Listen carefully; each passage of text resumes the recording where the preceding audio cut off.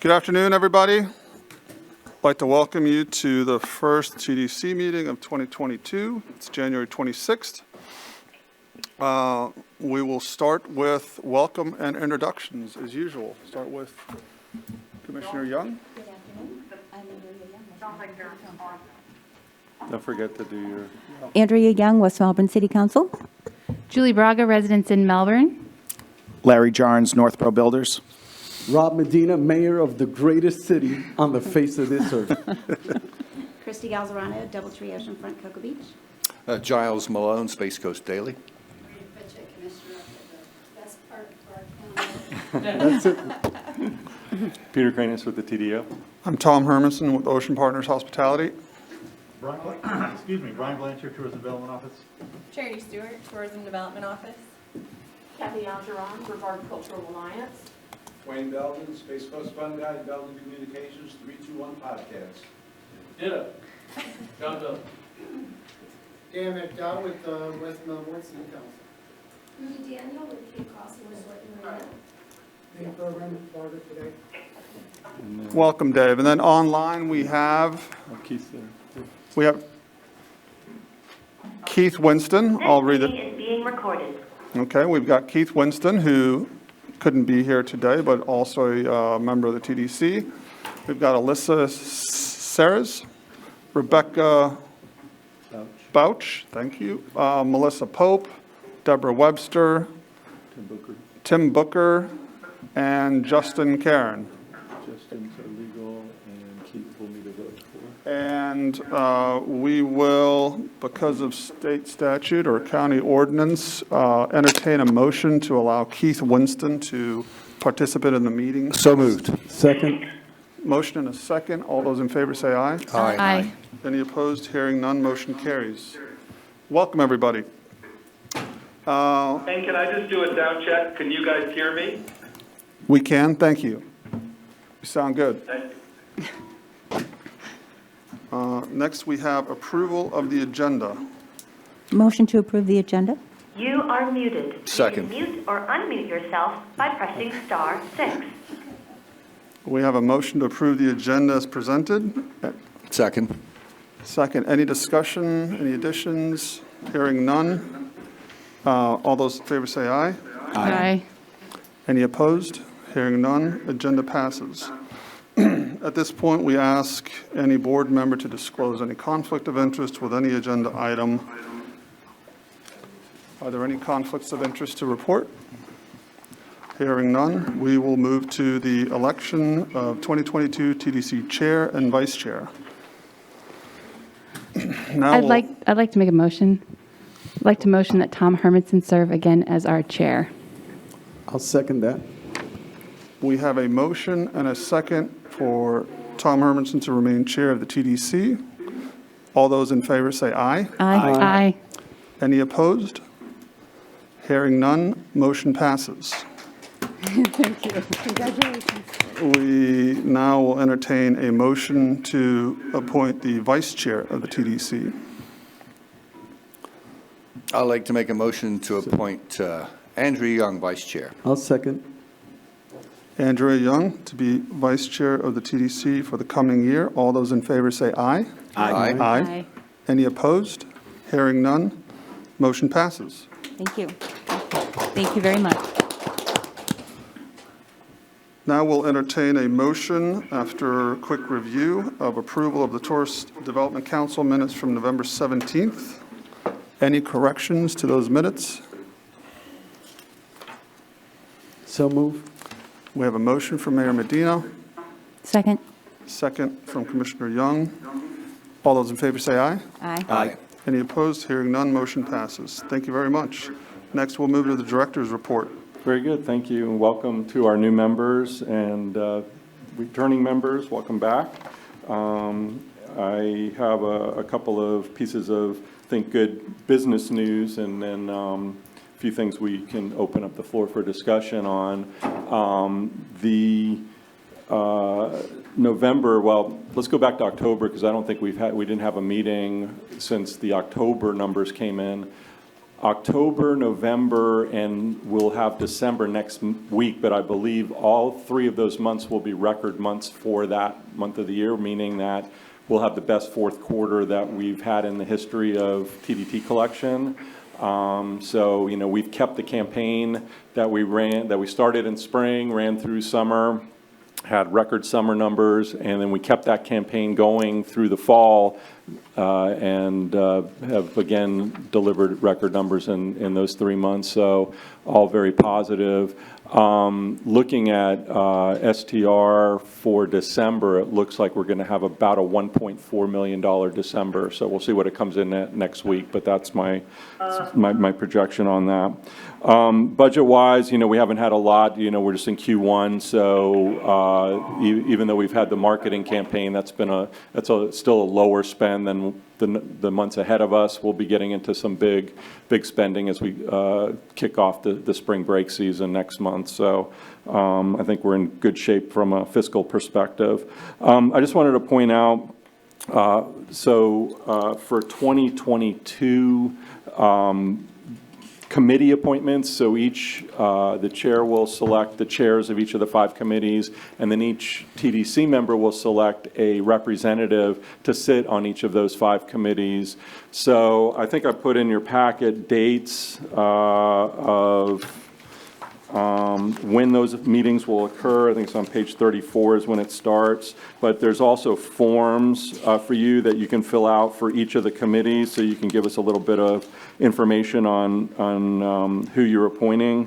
And then there's dates for each of those committees on those forms, so you'll see the 5 committees there. So I just encourage everybody to please have those by the next TDC meeting, because we want to start. I would like you to unmute your microphone.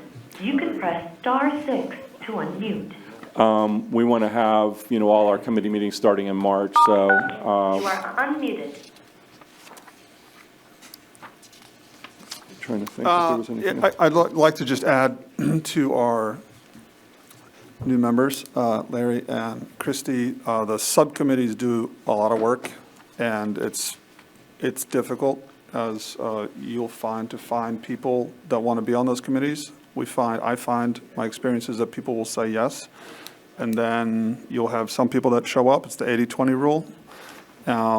It somewhat breaks down if several members appoint people that don't show up to committees. So when you vet the people that would like to serve, just really kind of press them to make sure that they're able to and willing to attend those subcommittee meetings. Yeah, thanks for mentioning that. And that's why, that was the other reason we wanted to have them on the form here, the committee meeting dates, so that you can actually tell them, hey, here's when we're meeting. Can you make all of those? Are there conflicts? Because we have had a few committees where we're right in the middle of and I think Andrea can attest to this on the cultural. A couple of years ago, we had a situation where, we had one member just never came, never voted. Mm-hmm. And that committee does a lot of work. They were evaluating 30, 40 grant applications. So we just want to make sure people are ready and willing to work on those. So that was it on committee appointments. And then my last item was actually something that was a request from Commissioner Lober to talk about doing a convention center study that would look at basically countywide. Do we need a convention center in the county?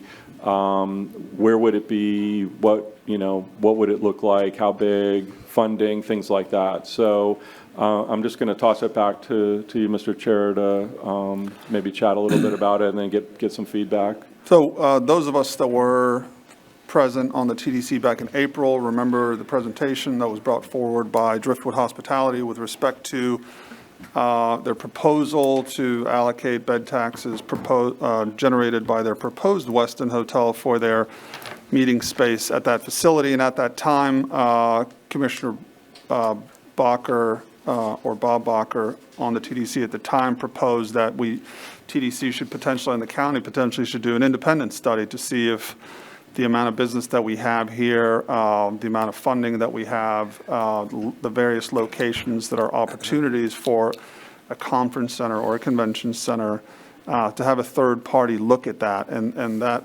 motion at the time failed for a majority.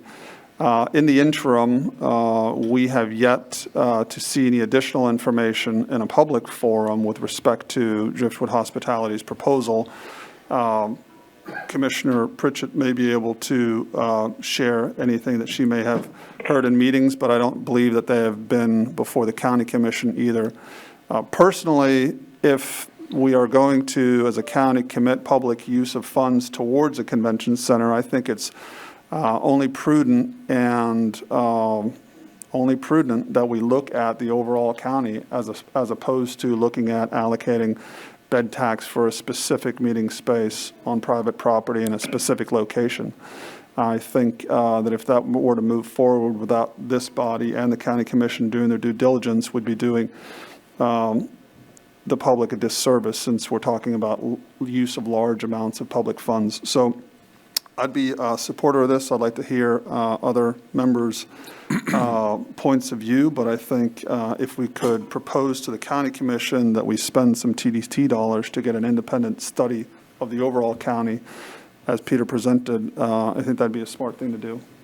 And Mr. Chair, just to add to your statement about allocation of dollars, so the most likely bucket or fund that would come from would be the Capital Facilities Fund. So that uses, I think, the right penny, if you will, from a statutory perspective. The amount, would obviously depend, and it varies greatly. And I can tell you from serving on a RFP committee in a previous purchasing RFP that was done for a similar economic impact study. The prices were ranged, I think, from a low of 600 to a high of 660, low of 60 to a high of 200. So, it really varies greatly. So I would love some, if we do decide that we're going to propose to do something, I would love some guidance on, okay, how much should we spend? How much shouldn't we spend? Maybe some parameters along those lines as well. So thanks. I'd like to throw out to you guys again, if we hadn't heard anything from the project you were talking about. Is your microphone on, Commissioner? Can you hear me? Okay. Yep. I was very interested in the convention center. We tried this at District 1 about 3 years ago. We're working on a public-private partnership for what we called an event center and a convention center. We actually did a feasibility study. We had Delaware North jump in, and they paid for it. I think it was like $15,000. So I don't know what scale we'd be looking at doing here, but it was a very supportive idea. It had great potential. And up there, we don't have beaches, so we had to come up with more what's the word I'm looking for? Creative ways to draw tourism into the area. But for the cheerleading and all types of things, it really can withhold its own, but it must be connected to a hotel. That's what it kept coming back with, that a hotel was a big selling item for a convention center. So that's just the information we got. I'm in on it. I don't know what kind of study y'all are wanting to do, but I can share that one with you. But it's a smaller scale because it didn't include a hotel. But the information did come back that it needs to be connected to a hotel. And I think District 1 would be the best place for this. Just kidding, but just want to throw that out there. But that's just information that I have because we've been working on that for years. But I would love to see one in Brevard County. I think it would be a great draw for us. Excellent. Yeah, so reiterating your words, Tom, and your words, Rita, I think having lived here now for, almost 40 years, seen where we've come from, where we are now, and with the expertise we have in this group and, the institutional knowledge of hospitality, I think it's time to really take a serious look at building a building that can be profitable. I mean, you hear across the country these buildings are not profitable, but I think with the draw we have on the Space Coast and all the unique aspects of it, I think we can do well with a 100 to 150,000 square foot building. The location of it obviously is key. Are we 90 miles long here, Peter? 72 miles long. So access and traffic is going to be key. And the South County now is almost up, I guess, to the Central County in the way of generating bed tax. So the location is going to be key. But I would support an independent study paid for by the TDC that would show the economics of it. And be a very exciting project, I think, for everyone, wherever you are in the county. So I'm excited about taking a look at that. I wholeheartedly agree, Mr. Chair, but I go back to what Ms. Braga stated in our previous meetings on, and I think Giles just mentioned 100,000 to 150,000 square feet, something of that size. I remember Ms. Braga stating, hey, you could give it a name, such as convention center. However, if it doesn't hold up to the square footage, then it typically isn't really a convention center. So I am truly in support of us going through that study. And although I disagree with Commissioner Pritchard on this one, I believe the south part of the county, but overall the county would be benefited by not only economically, but also by each and every one of us, all our businesses would prosper with a convention center here within our county. Progress. Any other comments? Mr. Commissioner? Hermanson, just something to be aware of when we were doing this evaluation, programming it was If everybody online could mute their phones, please, so that we don't get feedback. Thank you. having the right people to program it was a key issue, because you're going to be paying for it whether it's being filled up or not with the rooms.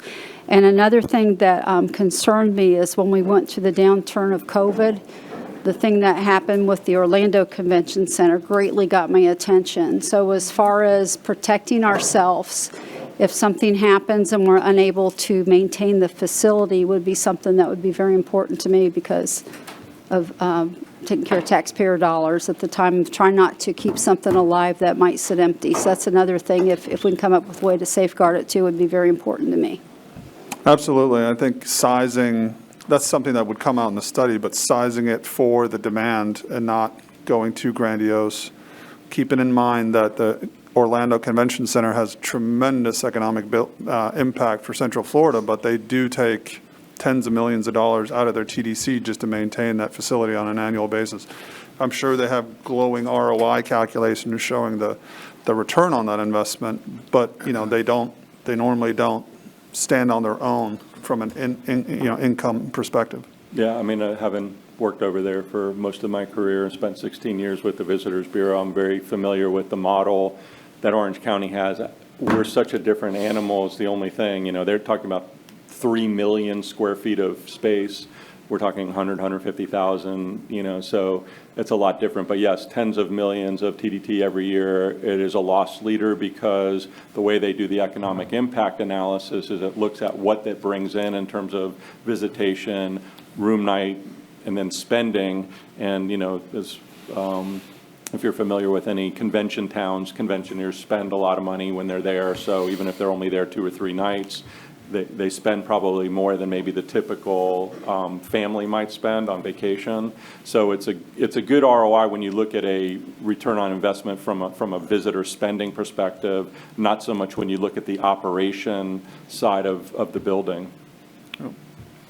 So to Peter's question, it sounds like we have consensus that this is something we want to pursue. In the end, it's the county commission commissioners that are going to decide how much we spend, but it sounds, can we say something in the 50? This body recommends that we get our proposals in the range of $50,000 to $100,000. Is that how a commissioner would want to receive that recommendation? And knowing that if you have a unanimous opinion on it, and you guys know to reach out to your commissioners, and Mr. Kranis usually carries a lot of clout too when he comes in.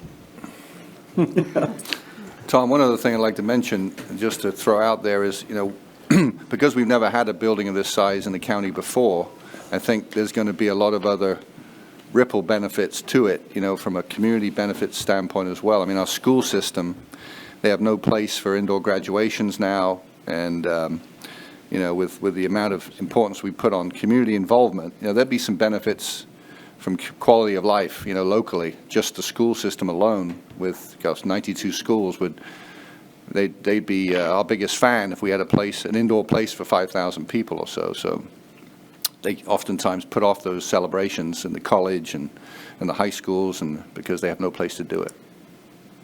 Absolutely.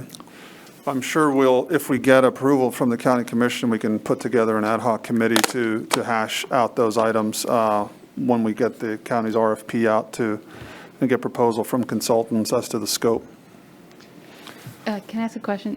How much money do we have in that fund? And can we afford About a $2 study? million last time I Okay. looked at it. Yeah, well, looking, we spent some of it last year on Lori Wilson, if you remember, $1 million went to them. So we have about $1.25 million that's available. And then there's $2 million in a reserve in that capital facilities fund. So what I was going to bring to the capital committee in March will be a little bit more fine-tuned than that, but it should be about $1.2 million that they'll have to be able to go out and award any new projects on the capital side. If we pull 50 to 100 out, of that for a study, I don't think it'll be material.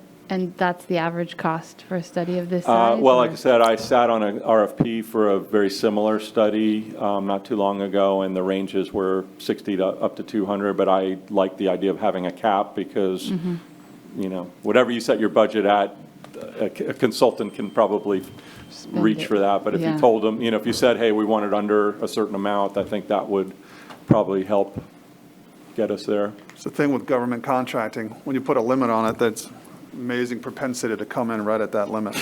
Yeah. So I Do still. you need a motion? I think we need a motion. Okay, all right, then with that being, I'd like to make the motion, please, to go ahead and do the study for the convention center. Second. With the cap. Can we refine instructing? Up to?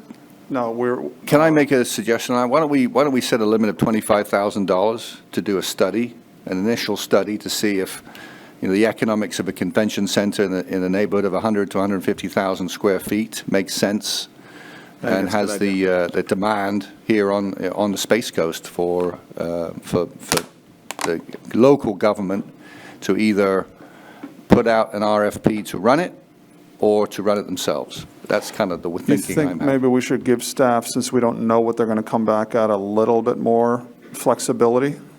Keep it more broad, yeah. Okay. Up to like 50,000? Peter was just saying the proposals they got range from 60 to, How much was that one? I have a study, it's 3 years old, and if you guys want that to look at the red part. okay. They came back positive. It actually showed it would start making a profit after 3 years.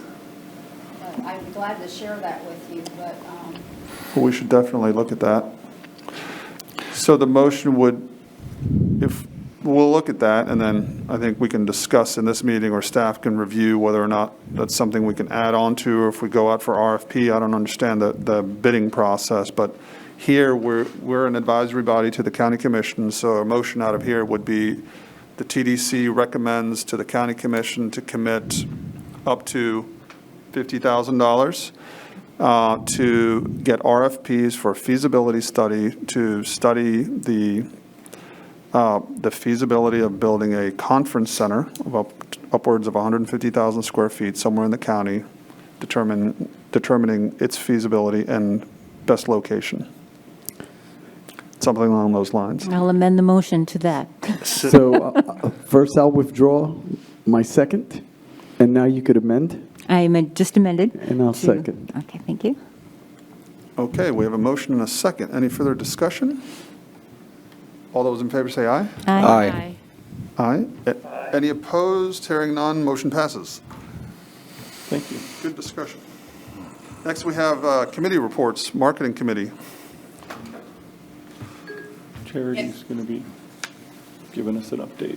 Wonderful. So for today, since we have not met in a few months, the marketing committee hasn't met since the fall, I wanted to go ahead and just give you an update on what's happened in the last few months. And Can you go to the speaker on the left hand?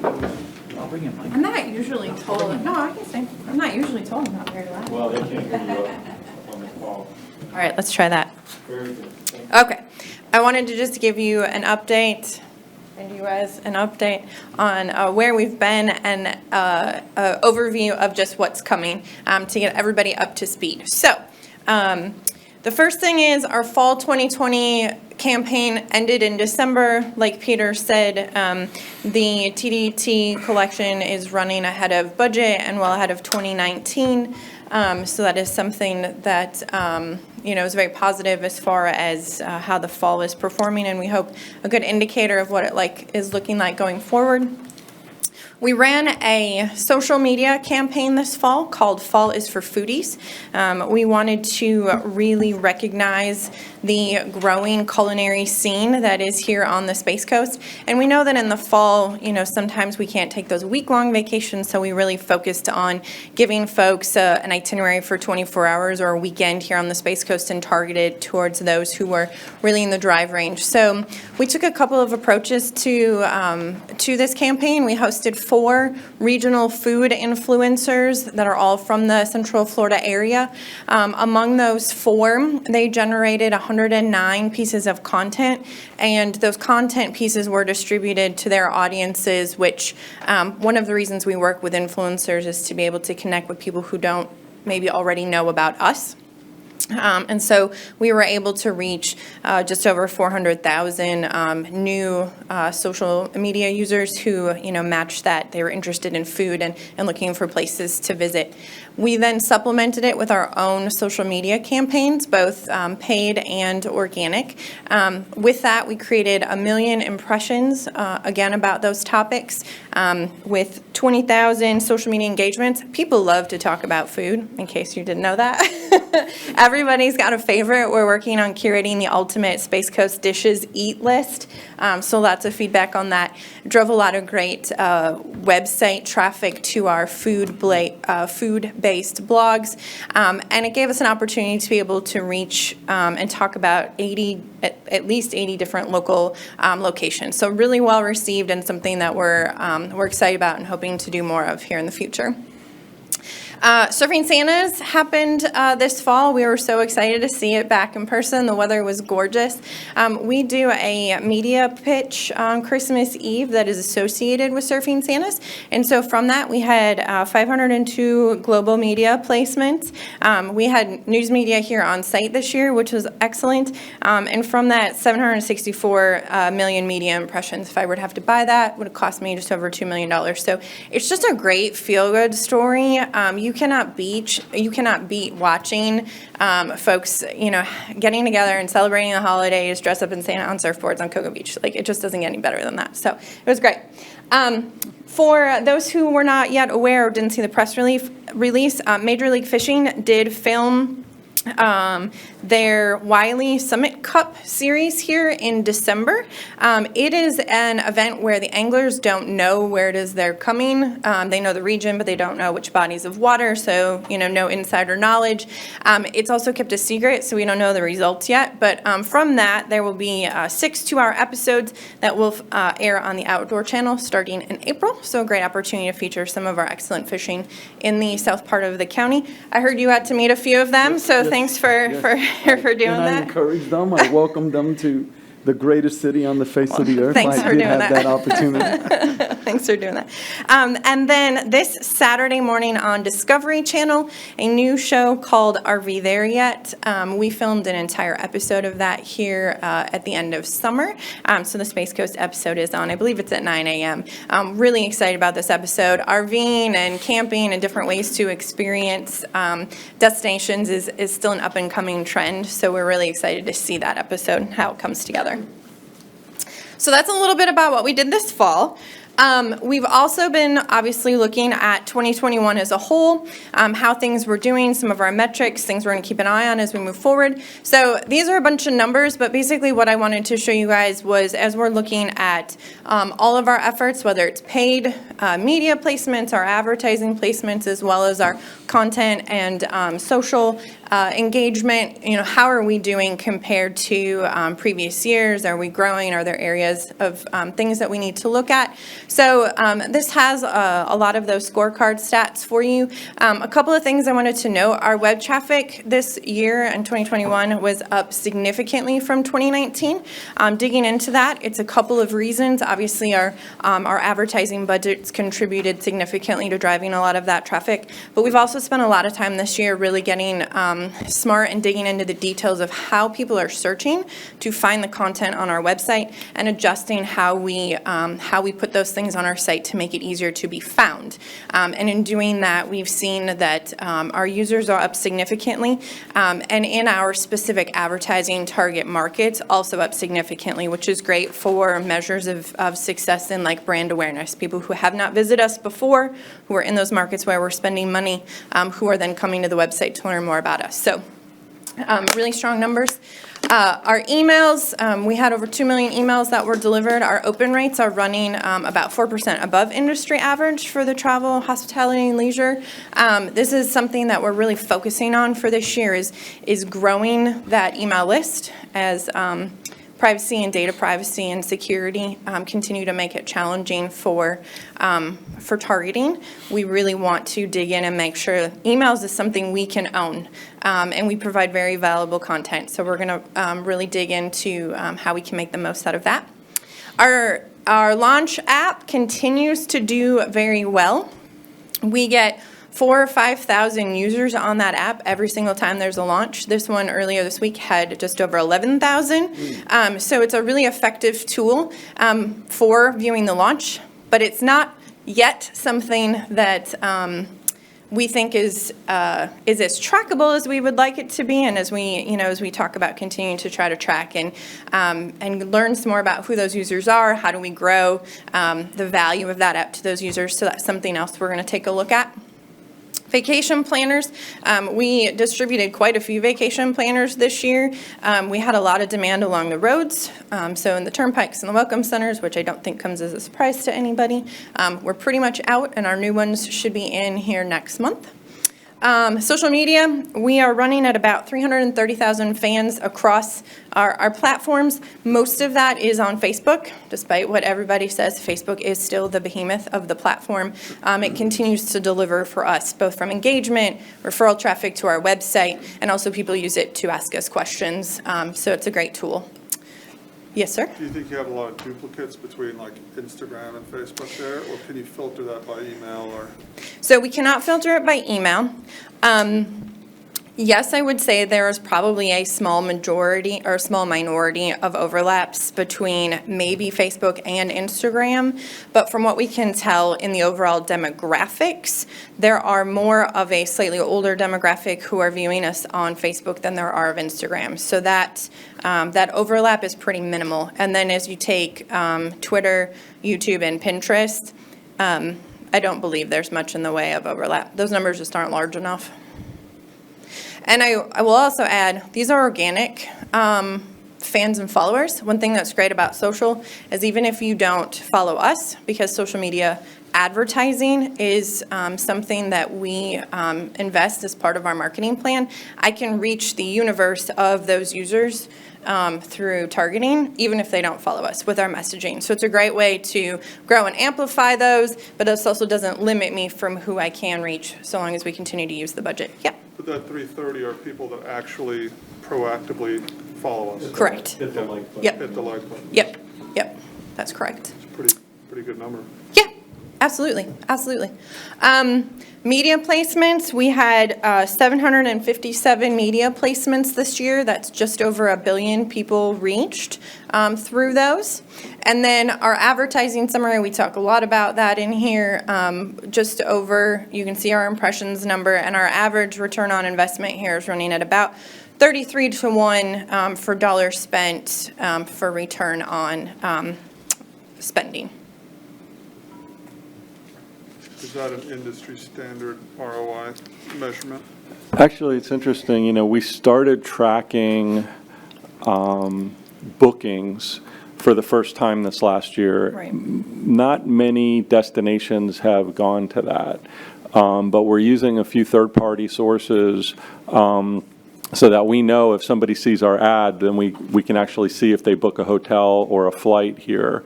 And we've run some analysis actually by market, which we'll get into that discussion in the next slide. And you know, this is data that I think is just very, very new. So we want to live with it for a little while longer before we sort of plant the flag and say this is going to be the ultimate measurement of our success. But I believe this is where all destinations would like to go to, which is to be able to say, hey, I ran an ad campaign, people saw our ads, we know who saw our ads, and then they actually bought something, you know, and stayed in the destination as a result. And I mean, that's the ultimate measurement of success. It's just like if you were advertising a car and you said, okay, I knew I ran an ad on Channel 2, they walked into my dealership and they bought the car, and you could attribute that directly. I think every advertiser would love to have that kind of detail. So we're getting there with this. This data is, like I said, it's new. This is the first year we've looked at that. But every other measurement where I've run ROI numbers, and the way I look at ROI is I look at the number of visitors, what the average spending is. We have a lot of detail. We've done a lot of studies with FIT about what our visitor spending is. And we take that spending, and then we know what we've spent in way of advertising, and you divide the spending by the advertising to get the ROI. And it's been in the 25 to 35 to 1 ratio. So this actually matches up well with that analysis, but it's a little bit more, in my opinion, it's a little bit more accurate because we're looking at what did they actually buy, did they actually book something. So again, I'd like to spend some more time with this data, but I think it's good numbers. When I was with Orlando, you know, depending on the market, every market was a little different, but we would run anywhere from 20 to 40 to 1, 20 to 1, 40 to 1, depending on the market. International is a little higher because they spend a little bit more. You know, closer in markets like Florida markets, you'll see are a little bit lower. So. Okay, good. A couple of quick, are you finished? Yes, sir. No, go ahead. Well, I've got a couple more slides. Just a couple of talking points. So on the emails, about how many do we have in our email database roughly now? So we have about 60,000. Okay. Are you sending them push notifications if they request it, or how are we sort of communicating with them? Through our emails? Yeah. So our email newsletters can be targeted in a couple of different ways. We have our users identified by interests, things that they've told us they want to know more about in relation to the destination. Also by location, so are they in a fly market, a drive market, and then additionally the newsletter or the universe as a whole. So depending on our efforts for that quarter or that month or that particular event or campaign, we may slice and dice that depending on what the user has told us, you know, they want to know about.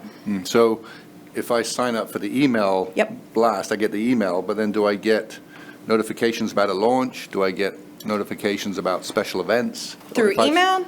Only if it's part of the content that we've put in our regularly scheduled emails. Gotcha. The vacation planner, we've spent gajillions of dollars on that over the years. How many are we printing now? About how many are we using? So our last print was about 45,000, and we have been not able to meet demand on those because they are being requested in higher numbers. Okay. And actually Visit Florida this year came to us and said they increased the number that they are printing for 2022 by 10 or 15% because demand has been so high. So demand has increased for vacation planners. And some of that we think is because people are driving more. So they're stopping at those welcome centers, at those turnpikes, and they're pulling the content that they're interested in. Yeah, I know at one point we were printing 100,000 of those, I think. So now it's down to about 45. Our last print was 45, yeah. And is that a neutral expense because we get advertising in, or is it still costing us quite a bit of money? So it is not a neutral expense, but it is from an advertising standpoint part of our annual budget that is pretty minimal. Gotcha. The mobile phone data that you were speaking about, is that something you're still doing? But yes. Yeah. In fact, we signed on with we did an RFP, and we have been using a company called AirSage, and the winner of the last RFP was a company called Intermix, and they have a really interesting methodology that I think is even more accurate than the numbers that we had previously. So we just signed on with them, and we're begun running reports, and we're getting some really good information, which we'll be able to start sharing here. Could we get a copy of the latest marketing budget sent out to us? Yes, we Yep. can give you the TDC marketing budget that was approved at County Commission in August. Great, Yep. thank you, thanks. Okay, next slide. Please, thank you. All right, so here's a look ahead to the spring. We have a $1.1 million budget allocated to our spring advertising efforts. These will run mid-February through mid-April. We've talked about it a little bit in the fall with the marketing committee in here at TDC. We do think that spring is going to be a little extended this year, as Easter is a little bit later. So we're going to run early for people looking to plan, and then run all the way through that Easter time period.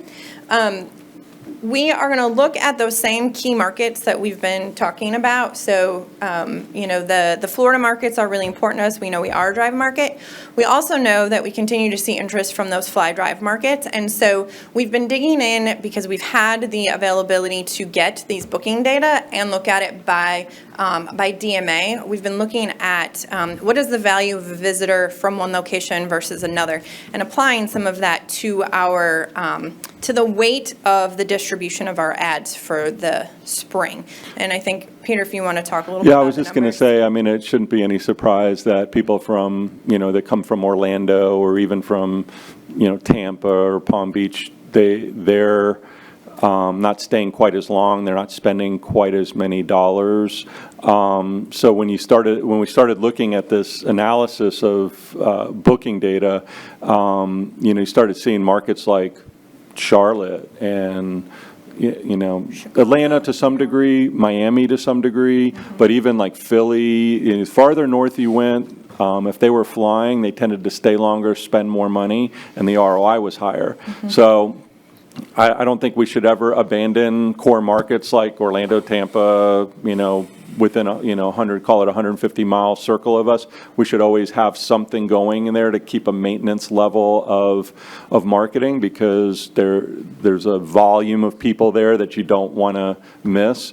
But I think starting to sprinkle a little bit more dollars into some of these higher ROI markets, it will really yield some interesting results. The other thing is those people tend to be a little bit more affluent. So when you look at household income, their household incomes are a little bit higher, so they are spenders, and they're ones that are going to spend more.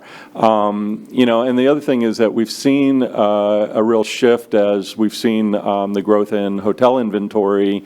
A little bit higher ADR, and I think what we're going to see this year, I think we're going to see a real growth in our ADR over the next couple of years, as well as a growth in the room inventory. But the product that's being built is coming in at a higher ADR to start with, and I think that's going to drive a lot of that business. So having people that are willing to spend a little bit more on a hotel or on a fine dining or those types of things, I think makes a lot of sense. So nothing's going to be, a major shift, but I think what we want to start talking to the marketing committee about, and then bringing that here, is a little bit more pushing of dollars further afield, and I think long term will yield some good results from that.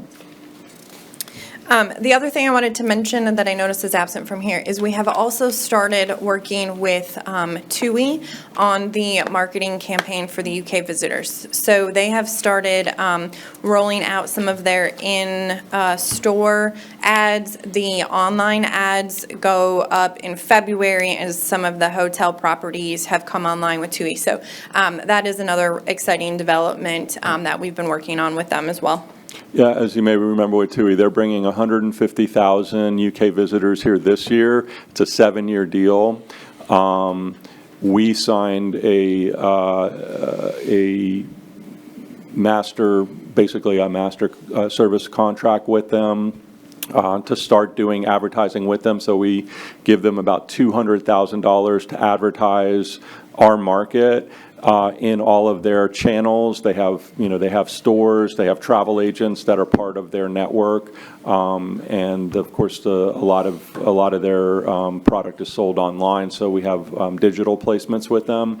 I think that's going to go. I think that 150,000 is just a starting point. It's a baseline. I think that's just going to grow tremendously over the next few years.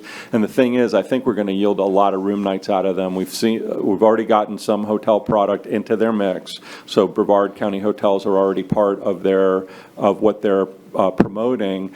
But I think as their clients begin to experience what we have to offer, I think the Brits are really going to like our product. I think for those that maybe have stayed in Orlando previously and done the Disney Universal thing, I think they're just going to go crazy about being able to stay at the beach, still drive to see a theme park if they want to see a theme park for a day or two, but spend the other 6, 7, 8 days, however long they're going to stay here in market and experience all the things that we have to offer. So I just think our product is perfect for them, and I'm just very excited about that rollout. I have one quick comment. Absolutely. Do you market to the direct flights we have with Allegiant to like Nashville and? So they were in our fall direct efforts, even though those markets have generally been not a high focus on our paid ads. And we are currently working for the spring, actually directly with Allegiant, to do a discussion on marketing campaigns with them where, they will put some funds behind it, we'll put some funds behind it, and they'll push it out. So, yeah. I think having the direct flights is a huge bonus here. Yes, yeah. And those markets, too, get awful cold in the winter. Yes, where they go. they do. So You are right. They're pretty attractive to them. Yes, you are right. You are right. Yeah, I just flew that Allegiant flight up to Concord, North Carolina. Yeah, it was great. Yeah. It was fantastic. I parked, 100 feet from the terminal at Melbourne and That's great. walked across one street into the terminal onto a flight, and then when in Concord, you get off the flight, onto the tarmac, which is kind of neat. Yeah. And you walk from the little terminal right into the parking lot, and no, 150,000 people to wade through. It's great. Yep. I think that We took it to Nashville could be Columbus. our biggest market to bring people here out of all those places. I mean, Pittsburgh wouldn't be bad, but Yeah. Tennessee's. Columbus, too. I'm always amazed at the number of Ohio plates we see in Cocoa Beach during season, and that Allegiant flies in and out of that airport, that small airport on the south side of Columbus. We've started talking to them about future. They've got, so they do Concord, Pittsburgh, and Nashville. Nashville's a little bit of as many people from here go to Nashville as vice versa. But they're asking us what are the next cities. So Ohio is certainly on the list. I think Cincinnati's one that has a lot of potential. I've talked to them about. They fly from smaller airports, but they fly out of some bigger markets. So I said, if you could get something close to New York, but even if it's outside of New York, that's fine. Just getting that base of 10, 15, 20 million people within a tri-state area, something in that range would be great. The New York, New Jersey regional airports would be terrific. Right, yeah. Yep. So the next slide has just an overview of what those media mixes look like. This looks very similar to fall. We're doing a variety of video placements, both 30 seconds and shorter form, through traditional TV as well as streaming and OTT services. Our programmatic display, those are our ads that get smarter as we run them, as people engage with them, and the AI can start to figure out more of those people who look like it. Those are also most trackable ones. Obviously, our Expedias, our Verbos perform really well for us. Mixture of video through iHeart app, through social, and on YouTube. Our search through Google. We just completed an audit on all of our Google keywords. Partly stemmed from the addition of the new direct flight markets. So those people who were, looking for beach direct flight options would get served us as an option since it was new for them. Streaming our branded radio station, we're going to keep Pandora. It continues to perform really well for us. We're going to get into doing a little bit of podcasts so that people who are listening to audio through, whatever device they've they've decided they want to consume that media on. We'll hear messages from us as we're doing our brand awareness surveys, podcast audio listening. Those numbers continue to rise. So, and then, of course, working with Visit Florida on any co-ops that we're able to participate in. And then just so I could point out to you, the partners that track the bookings, when you see Adara, that Adara is not only a platform, but they also have the trackable tags that we put into all our digital advertising. So Adara is one of the partners. iHeart is a partner because they can actually track people who are listening to their stations and come here. And then, of course, Expedia and Vrbo give us reporting. So anybody that's seen an ad of ours and then booked something on that platform, we get that report. So we've got a couple of really good partners that give us this data. Mm-hmm. All right, and then my last slide. We are going to this year look at our cruise messaging efforts as its own separate campaign for two reasons. One, we're able to narrow in on the best vendors available to really target the specific cruise traveler. Additionally, because we now have these tracking methods, we can really look at the cruise-based campaign outside of our regular leisure travel campaign. So we again are looking at those feeder markets that we know send a lot of traffic here. We've selected a couple of the best high-performing vendors, and this campaign will start in March, and we're going to look at it from an annual basis. So it'll run March through September this year, but again, it will allow us to get a little bit smarter as we're talking specifically to the behavior of the cruise traveler versus the leisure traveler. And we're going to focus a lot on those pre- and post-stay packages.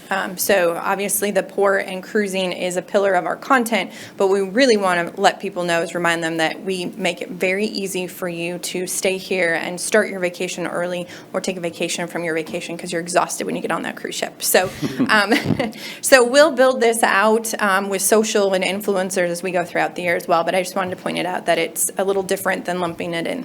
I still, continue to think that that there's such low-hanging fruit in this space. 50% of people that take a multi-day cruise stay either pre or post. The problem is some of them are not staying here; they're staying in Orlando. So I think we can shift a lot of that business. The other thing is I've been wanting for ever since I've been in this role to try to work with the big cruise lines and try to do some joint marketing. We finally, I think, have some traction on that discussion. Expedia has been actually a partner there. They work with all the major cruise lines, and there are several large ones. We don't have deals yet, so I can't say names, but there's several large ones that have an interest in doing some co-op where we both put money into Expedia, and then we can actually track bookings. Yep. We can track whether they stay pre or post, how many nights. So I think that's going to be a really good partnership there. So that's all I had, other than the next marketing committee meeting is March the 3rd. It will be in our new offices in Cocoa Beach, so I'm really excited about that, unless anybody's got any other questions. Thanks for your time.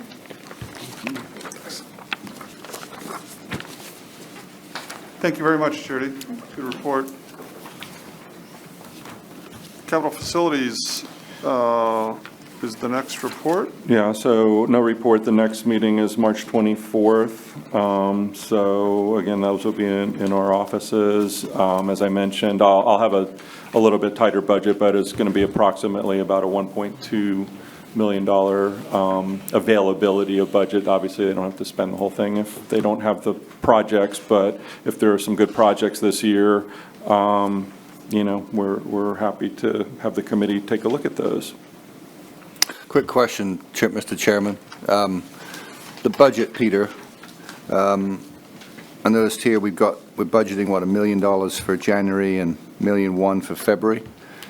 How are the numbers flowing in right now? What were the numbers for December? I may have missed that earlier. Did you report the December? I did, yeah. We don't have, December will come in next week, but I have an estimate of $1.4 million. So should be a good month. And I think January, from all indications, will be another good month. So you planning to revise your projections so that those buckets will have a better idea of how much money they'll have? Yeah, that's why I was saying when I get into the committee meetings in March, I'll have a little better, estimate. But those might even get revised again because in April, the first week of April is the mid-year supplement for the county. So the county does a readjustment, and that's where all the carry forward from the prior year will hit. And if you recall, last year we had a budget of $11 million, but we landed at $16.9 million. So we'll have approximately $5.9 million in carry forward that'll then be bucketed in each of the funds. So when that comes through in April, that'll give us a really good look at what our full year's budget should be. So March, Otherwise- April, I'll have better numbers. Otherwise, you'll be stuck with a bunch of money left over trying to figure out what to do with it, right? So Let's not say that. I don't think, I think we'll always have a use, yes. Yeah. because, we had, 17 million last year, and you projected 15 million. Looks like we're going to be north of 18, 19. Things go well, knock on wood, right? So that's a big difference. But things will flesh out then. Still peanuts compared to our competitors. When you look at Sarasota, St. Pete Beaches, Orlando, Daytona, Volusia County. Still want to end up with a big surplus that it's not allocated properly. That's all. That's my main point. Yep. And we've had, we had that discussion at previous meetings where since we have a high level of confidence that we're going to exceed our budget, that Peter and staff not spend in the spring and fall now as if they're only going to hit their budget because that money's coming Right. forward. So, you want to oversize your marketing budget. Yeah. And also, I guess, project a little bit more for the smaller funds for sports and culture Right. and the rest. Correct. Yep. Right. Excellent. Beach Improvement Committee report? So for Beach, I believe Mike McGarry is on the call. He brought an issue to our office's attention not too long ago about the pier looking to basically gain some access from the city, and I'll let him explain the ins and outs and why it's an important piece of beach access that we need from a beach renourishment perspective. So I just wanted, Mike, are you there? Yeah, sir, I am. Okay, great. We can hear you well, so if you could frame up that issue for us. Okay, our office, we just noticed a Cocoa Beach Planning Committee meeting in January that the owners of the pier had requested a vacation of the street right away at Mead Avenue. Mead is the street right on the north side of the pier. And the property owners had made a request to the city.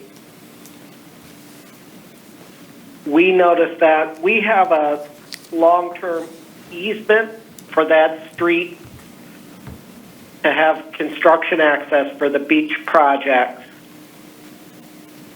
And over the years, we have to have construction access for the project, and then we commit that to the Army Corps. So the first step at the city is the planning committee. The January meeting was canceled, and it will be at the February meeting. So we brought it to city staff's attention that we had this formal consent of use from the city, which allows us access to that street right away. At this point, I don't know if the city's planning committee will recommend it or if the city council will have any interest. But we do have what I think is a firm contractual commitment for construction access to the beach in that area. If all political leaders, gave direction, we could try to find alternative access, perhaps through their property. But at this point, we have to wait and see if the city has interest. And if Christie is there from the county attorney's office, she's seen the consent of use. I think we have a firm commitment. It's a recorded contract with the city. Yeah, Mike, Christie's And not, Christie's not on the call. Justin from the county attorney's office is our new county attorney representative, so maybe he can bring it to Christie and see what her thoughts are. Yeah, I'm here. I'll bring it up with Christie. I think she's looked at it already. Okay, thank you. Sure. Mike, did you say that there was an easement or a contractual use agreement? Or is there an easement recorded with the land? The document is titled a consent of use. Within the document, it calls it an easement. But because it's a street right away, sometimes it's not a parcel, so it may be hard to attach it to the deed because there is no deed for a right of way normally. But I've shared the consent of use with city staff, so the city knows the document, the agreement they signed is in place. And I will attend the February 7th planning meeting to make sure, everyone knows this agreement's in place. And if the city has interest and the county commission and the TDC direct, we could try to find alternatives. But we do have to have a way to gain access to the beach in relatively close proximity to the north side of the pier. And the reason is if you come down the beach with a piece of equipment, you have to have a way to get off the beach and get back on the beach because the pier is in the way for transiting along the beach. Right.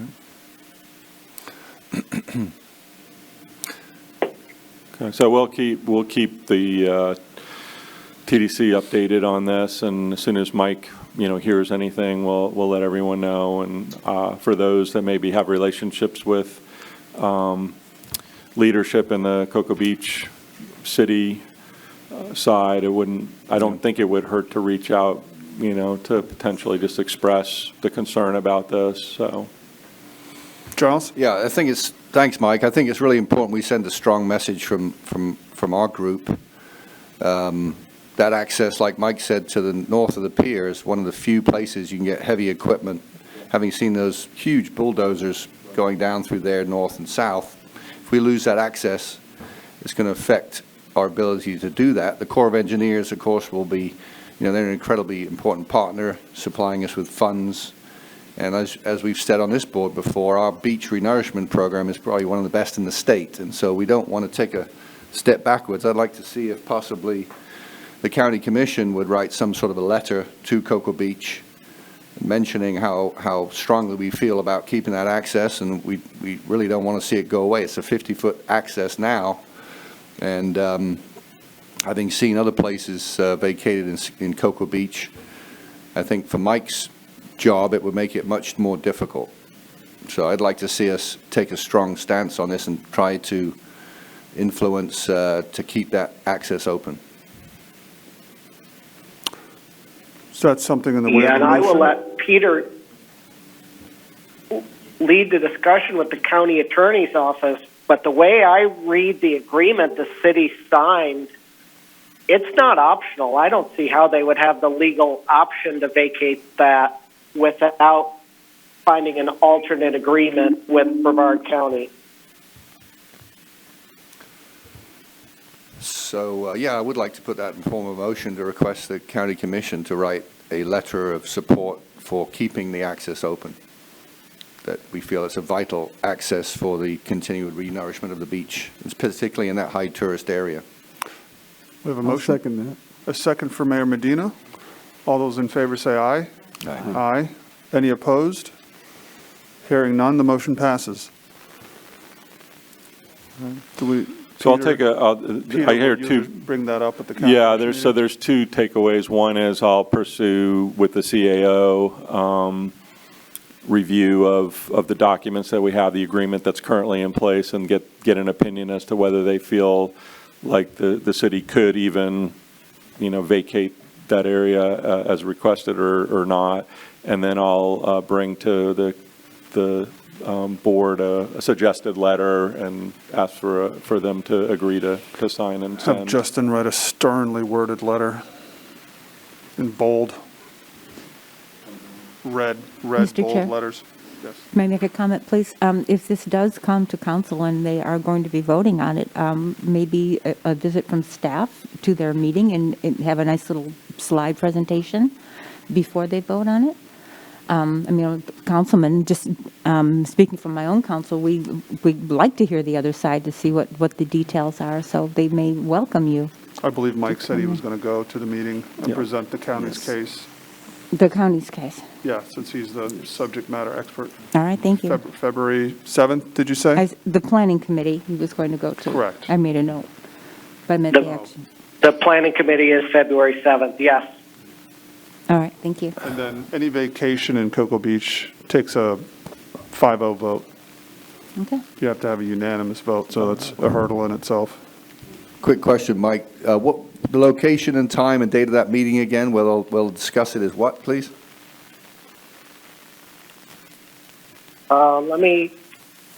I presumed it's like Cocoa Beach.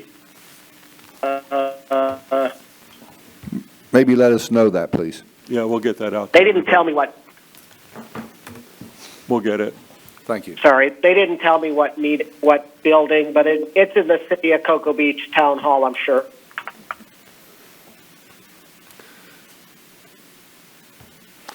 Okay, that concludes. You let us know, Peter. We will, yeah, we'll send that presume- out to everybody. Thank you for bringing that to our attention, Mike. Next meeting is on March 29th for the Beach Improvement Committee. Next, we have Sports Committee report. Anything to report there? No report. Next meeting is March 9th. Okay. And we will have, under that committee, there'll be a couple of things. There'll be a review of the grant guidelines again. There's some things that came up at the last committee meeting that they wanted to look at in a little bit more detail, especially as it relates to events providing a full budget, both revenue and expense budget to them when they're reviewing grant agreements, so or grant applications. So that'll come up, and then very quickly after that, they'll have to have another meeting because the cycle 1 of 2022/23's year will be coming up for review. That was it for Okay. sports. Cultural Committee report? We're not having our first meeting until March 31st, so I don't have a Okay. report.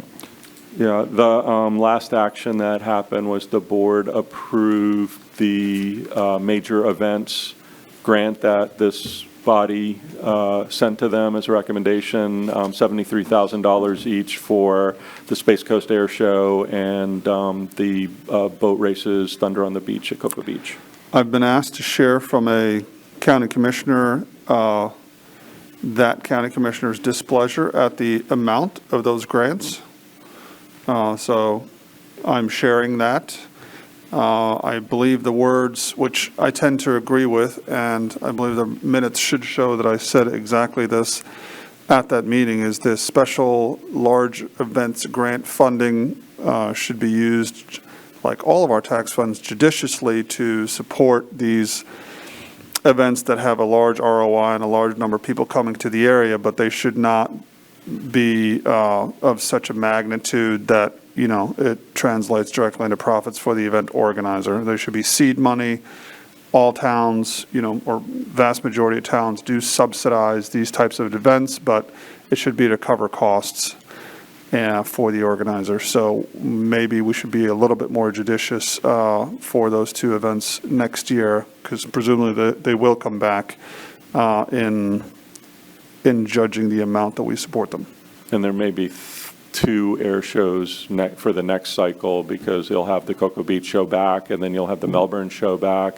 So I received that message as well when I was at that board meeting, and I think the way to potentially address it is in the guidelines, and we'll have the committee. I'll work with the chair on that, but within the guidelines, you could look at their expenses and get their expense budget, and then designate that no more than, whatever X% of that budget be allocated in the way of a major event. So if their budget's 100,000, you might say, okay, well, we're only going to give 25% or 30% of their budget, nothing more than that. So that would kind of lower that total amount. So that's one thought I had about how to potentially address that.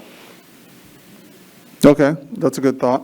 And we could also tie it to, last year's ROI. attendance and ROI. Yep. So that we present to the commission factual information. Yes. Great, we'll work on that.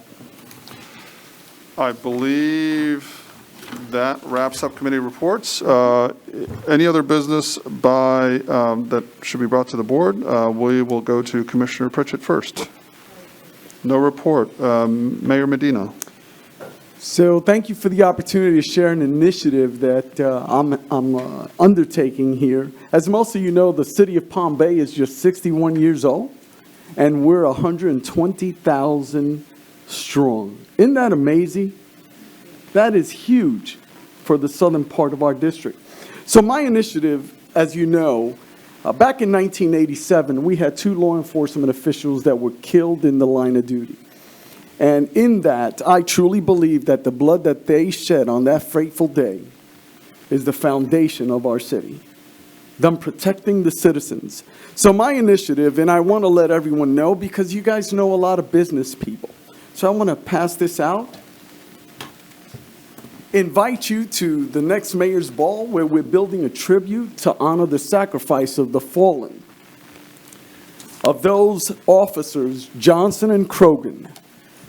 And so I'm going to ask each and every one of you that you join me. Share this information with your businesses, with the partners that you have.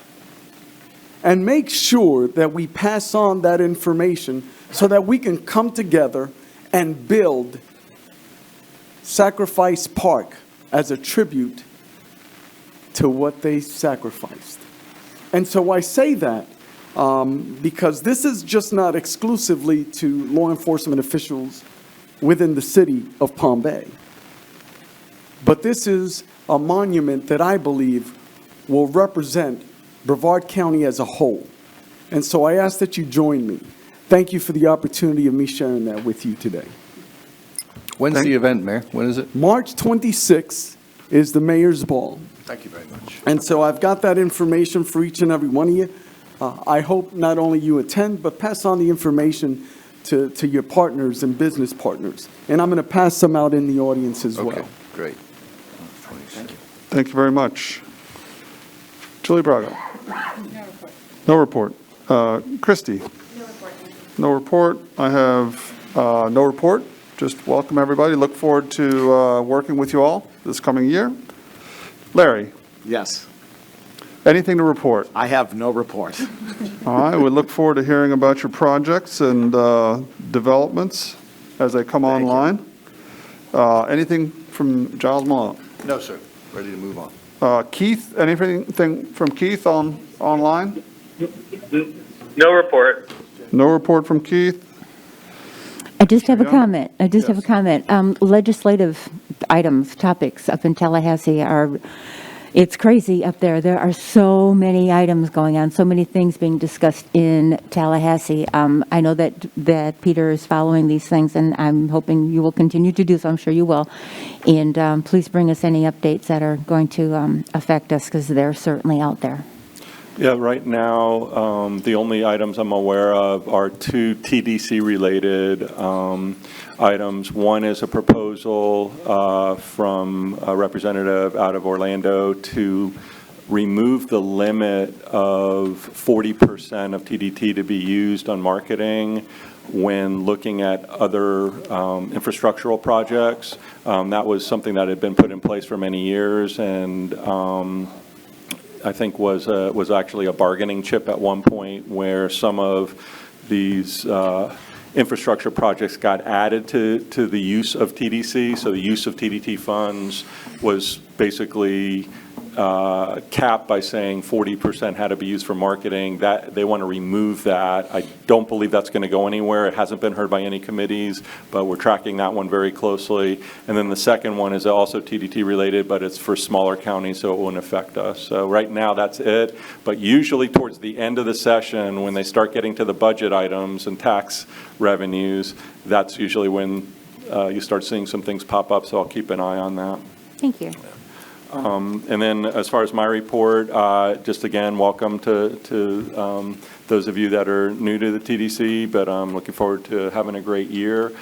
For Larry and Commissioner, I have these notebooks that look very intimidating, and I'm happy to sit a little bit afterwards and just point out what's in there if you're interested. Otherwise, you could just take them and take a look at it. It's got a lot of detail about things, including our budgets and things like that. And then I'll, as Giles requested, I'll get out a copy of the full budget to everybody again via email. So that was it. Thank you. Excellent. Opening the microphone for public comment, if there is any. Keith? Yes? Oh, Oh, I'm sorry. We asked Keith, and he said no. Yep. Yep. Any public comment, please? Yeah, I would just note that in regard to funding for the cultural committee, that the cultural support grants program, which assists a much greater number of grantees, would always be most appreciative of any additional funding that's available. Absolutely. Well, as the collection goes up, that pot of money goes up as well. No other public comment. With that, I'll entertain a motion to adjourn. So moved. Second. Adjourn, second. Aye. Thank you. Thank you. The opinions expressed by any member of the public during any period of public comment do not necessarily reflect the views or opinions of the Board of County Commissioners of Brevard County, Florida, Space Coast Government Television, or the program sponsor, and are solely those of the presenter. The Board of County Commissioners of Brevard County, Florida, Space Coast Government Television, and the program sponsor hereby expressly disclaim any and all responsibility or liability for any defamatory or slanderous statements expressed by any member of the public during any such period.